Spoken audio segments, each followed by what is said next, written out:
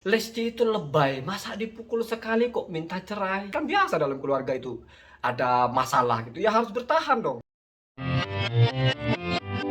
Assalamualaikum warahmatullahi wabarakatuh. Bismillahirrahmanirrahim. Allahumma sholli ala sayyidina Muhammadin wa ala alihi wa sahbihi ajmain, amma ba'du. Ja'alana min ahlil khairi fid dini wa dunya wal akhirah. Semoga semuanya mendapatkan kebaikan di dunia, kebaikan di akhirat. Kamu mendukung Lesti, mendukung Bilar, atau mendukung siapapun, kita sama-sama doakan semua. Amin Allahumma amin. Orang-orang yang mungkin tidak suka dengan Lesti, maka komentarnya adalah Lesti itu lebay, masa dipukul sekali kok minta cerai? Terlalu overacting gitu. Cuma dipukul sekali langsung minta cerai, kan biasa dalam keluarga itu ada masalah gitu, ya harus bertahan dong. Begitu kan? Ada, mesti ada. Yang mendukung Lesti, wah itu harus cerai, sudah suami nggak baik itu, walaupun pukul sekali tetap sudah suami buruk itu. Karena kalau sudah mukul sekali berarti sudah terbiasa memukul, berarti itu sudah nggak baik, tidak layak dipertahankan. Ada. Nah, di antara dua suara ini, maka saya ingin coba tawarkan satu konsep fikih yang harus diterima bersama, karena sudah tidak memakai asumsi pribadi, sudah tidak memakai teori masa, tapi sudah memakai teori hukum yang baku. Ada kitab namanya Mukhtasar Khalil ya, ditulis oleh Imam Khalil bin Ishaq. Beliau menulis, walaha at-tatliku, dan wanita itu boleh menggugat cerai. Didororin karena ada hal yang menyakiti dia, menyiksa dia atau menyakiti dia. Walau lam tashhadil bayyinatu bitakarrurihi. Nah, ini bahasa fikih keren sekali ya. Walaupun tidak ada bukti yang menjadi saksi, atau tidak ada saksi ya, atau buktilah bahwa perlakuan itu berulang-ulang. Kita bertanya-tanya, apa maksudnya walaupun tidak terbukti berulang-ulang? Maka untuk menjawab pertanyaan ini dijelaskanlah oleh Syekhul Azhar pertama kali. Kita kenal ada Syekh Thayyib, Syekh Ahmad Thayyib, itu Syekhul Azhar sekarang ya. Syekhul Azhar itu gelar ulama ya, ulamanya Al-Azhar. Syekhul Azhar, pemimpin ulama Azhar gitu. Nah, yang pertama kali menjadi Syekhul Azhar itu ada orang namanya Abu Abdillah ya, Muhammad bin Jamaluddin bin Abdullah bin Ali Al-Khurshi atau Al-Khurashi.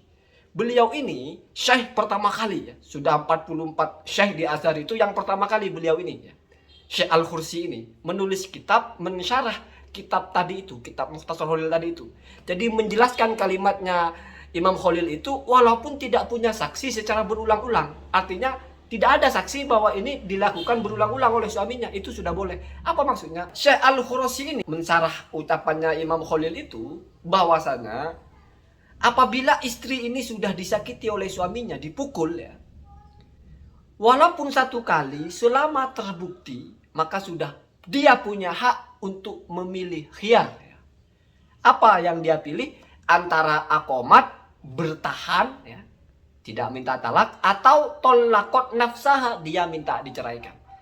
Nanti saya baca di bagian akhir video ini, saya bacakan kitabnya secara tertib ya, sebagai penunjang bagi kamu yang mungkin tertarik dengan kitab ya. Ini saya simpulkan secara isinya dulu. Jadi kalau sudah terbukti walaupun satu kali, itu sudah boleh dia minta cerai. Kenapa? Karena sudah punya hak untuk memilih mau cerai atau bertahan. Dan bahasanya di situ adalah tolakot nafsah. Jadi perempuan itu memang tidak pernah bisa menceraikan suaminya. Yang bisa adalah menggugat untuk diceraikan oleh suaminya. Jadi kalau laki-laki itu tolakoh zaujatahu, menceraikan istrinya. Kalau perempuan tolakot nafsah, menceraikan atau menjadikan dirinya diceraikan oleh suaminya. Begitu ya. Baik dengan khulu, itu lain kajiannya, dengan menebus atau fasah atau dan sebagainya lah ya. Yang intinya tidak pernah ada perempuan itu mentalak suami ya. Yang ada suami mentalak istri dengan keadaan apapun. Sehingga bahasa fikih itu tolakot nafsah, perempuan itu melepaskan diri lah ya.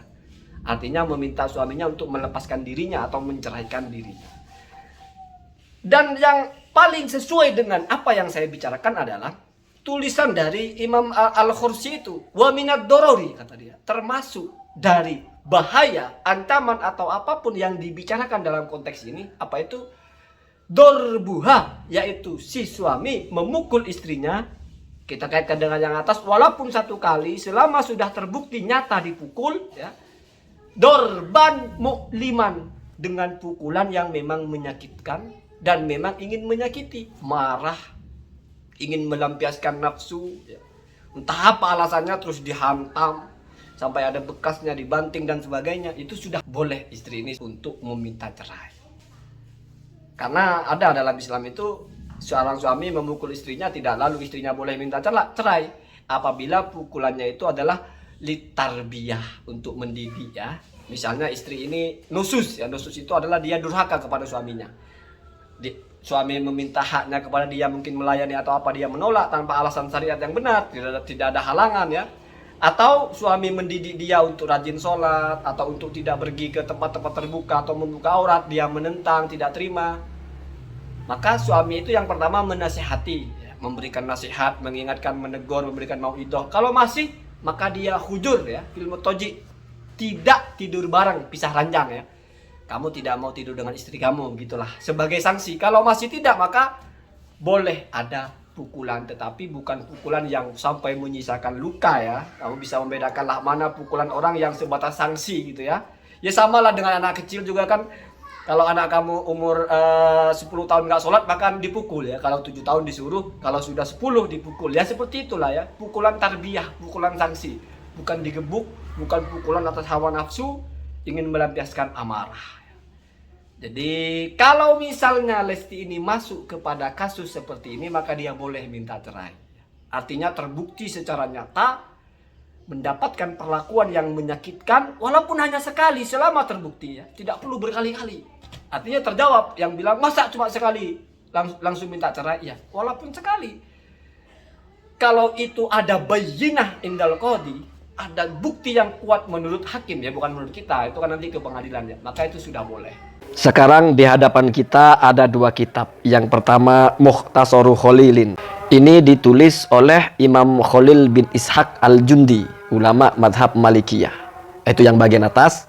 Kemudian yang bagian bawah itu adalah syarah atau penjelasan dari kitab yang atas, yang ditulis oleh Asy-Syaikh Abu Abdullah Muhammad bin Jamaluddin bin Abdullah bin Ali Al-Khursi atau Al-Khursi, ya. Beliau ini adalah Syekhul Azhar pertama kali, ya. Sekarang kita kenal nama Syekhul Azhar, ya, gelar ulama Syekhul Azhar itu kan Syekh Ali Thayyib. Nah, Syekh Al-Khursi ini adalah yang pertama kali bergelar Syekhul Azhar. Nah, sekarang kita baca yang atas dulu. Walaha, sod itu berarti musannif, ya, penulis kitab, berarti kitab Mukhtasar Khalilnya. Berarti itu tulisannya Imam Al-Khalilnya. Walaha, dan merupakan hak bagi perempuan atau istri at-tatlikuh, mengajukan talak atau menggugat talak bid-dorori, karena ada ancaman atau ada bahaya, walau lam tashhadil bayyinatu, walaupun tidak tashhadil bayyinatu, ada saksi yang kokoh atau ada bukti yang kuat, bitakarrurihi, bahwasanya perbuatan berbahaya itu atau bahaya yang mengancam dirinya itu berulang-ulang atau terjadi berulang-ulang. Jadi dari tulisan singkat itu kita bisa pahami bahwa wanita sudah boleh mengajukan talak, menggugat talak apabila dia terancam atau disakiti atau disiksalah bahasanya oleh suaminya, walaupun dia tidak punya bukti bahwa penyiksaan itu atau pemukulan itu terjadi berulang-ulang.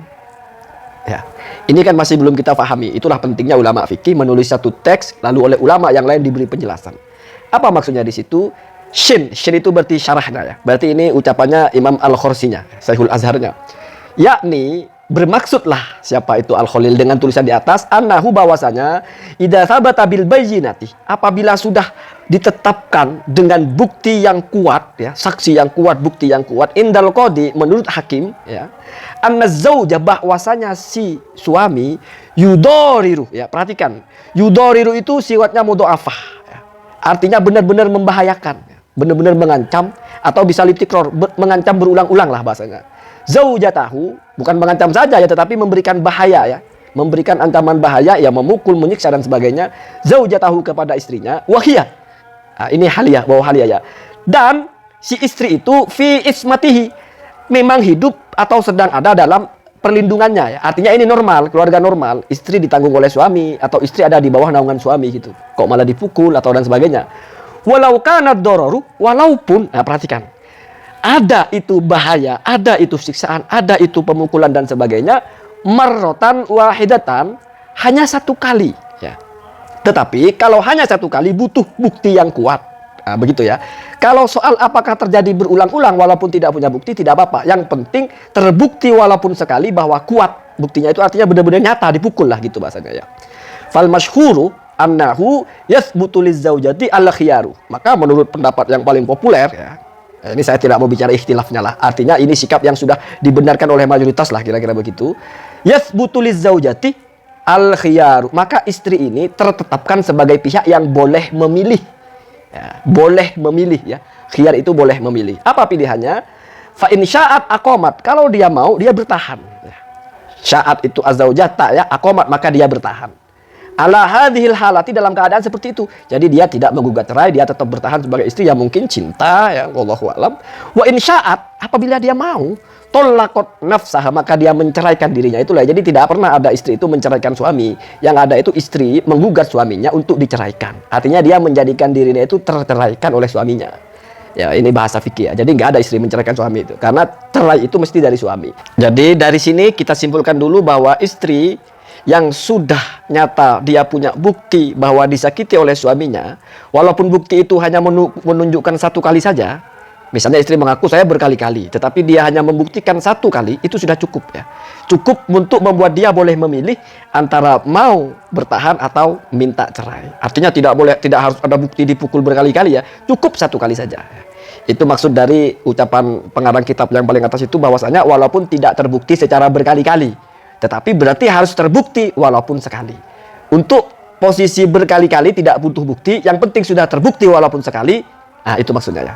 Kemudian lanjut kepada bentuk kekerasan atau bentuk bahaya apa yang dimaksud ya.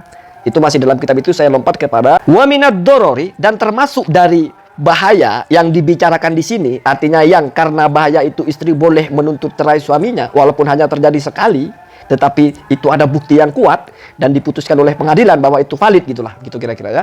Apa itu? Dorbuha dorban mu'liman, yaitu si suami itu memukul istrinya dengan pukulan yang menyakiti, dan memang tujuannya memang ingin melampiaskan amarah untuk memukul. Jadi itu ya, bukan dipukul terus langsung minta talak, enggak begitu ya. Karena ada dalam kajian fikihnya itu, kalau perempuan melanggar atau durhaka kepada suaminya, misalnya tidak mau melayani padahal tidak berhalangan, atau disuruh hal-hal yang nilainya syariat, suruh sholat atau suruh nutup baju, nutup aurat, tapi dia membangkang, maka suami itu tahapannya pertama itu adalah dinasehati, diberi mau'idoh, diberi nasihat. Kalau masih tidak bisa, maka hujur itu pisah ranjang, tidak ditemani tidur. Kalau juga tidak, maka dipukul, tetapi pukulan itu tidak boleh pukulan di muka, intinya hanya pukulan tarbiyah saja. Pukulan tujuannya untuk sanksi, bukan pukulan yang menyakitkan, apalagi sampai ada bekas luka, ditempeleng, ditendang, itu sudah tidak masuk kepada pukulan yang disyariatkan atau pukulan yang oleh syariat masih diberikan toleransi sebagai sanksi tertinggi, begitu ya. Dimana kalau masa dipukul sekali mungkin apa gitu, dipukul pantatnya atau apa, karena sudah tidak bisa dibilangin gitu ya, nggak lalu minta cerai, nggak begitu ya. Tetapi kalau pukulannya seperti kasar sampai ada luka, sampai masuk rumah sakit atau apa, oh itu sudah lebih kepada pukulan yang menyakiti, di mana ini bisa membuat si istri boleh memilih mau minta cerai atau tidak. Begitulah fikih ya. Semoga ada manfaatnya. Assalamualaikum warahmatullahi wabarakatuh.